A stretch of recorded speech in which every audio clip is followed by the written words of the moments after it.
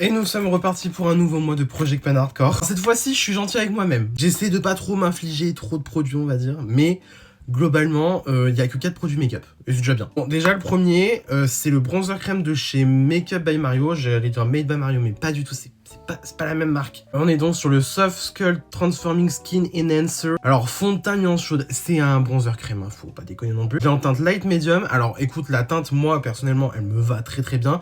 Mais alors, le truc, c'est que, soyons très honnêtes, je n'ai absolument pas pensé à le tester. Pas pensé à le tester, n'importe quoi. Je n'ai pas pensé à l'utiliser depuis un moment. Genre, vraiment, il est limite intact. Limite, tu vois. Et je me suis dit, bah écoute, mois de mai qui arrive, les beaux jours, le soleil et tout machin. Enfin, le soleil, même si là, ces derniers temps, la pluie...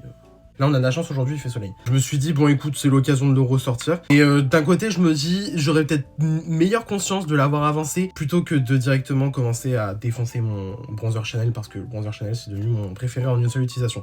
Voilà, c'est pour vous dire le niveau. Ensuite, on ressort un classico-classique. Bah, écoutez, la poudre Charlotte Tilbury. Là, cette fois-ci, ce mois-ci, j'y crois, je la finis. J'y crois que je la finis. Et en vrai, bon, bah voilà, franchement, je trouve que vraiment, pour le peu qui reste, c'est ridicule, même, je vais la finir. Je le sais, je le sens.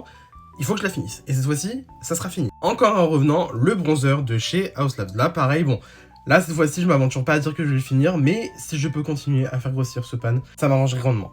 Enfin, j'ai choisi de mettre, du coup, le fond de teint Accord Parfait de chez L'Oréal en teinte 2N, qui est, du coup, un chouïa trop foncé pour moi, parce que, au cas où vous ne le sauriez pas, ce fond de teint oxyde. Quand on l'applique, on croit avoir une belle teinte et tout machin, et au final, on finit avec une teinte plus foncée.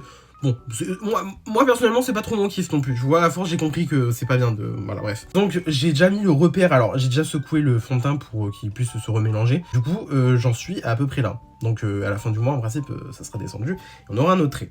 Du moins, j'espère. Voilà, mes 4 petits produits Project Pan Hardcore du mois de mai. On se dit à début juin pour voir l'évolution finalement.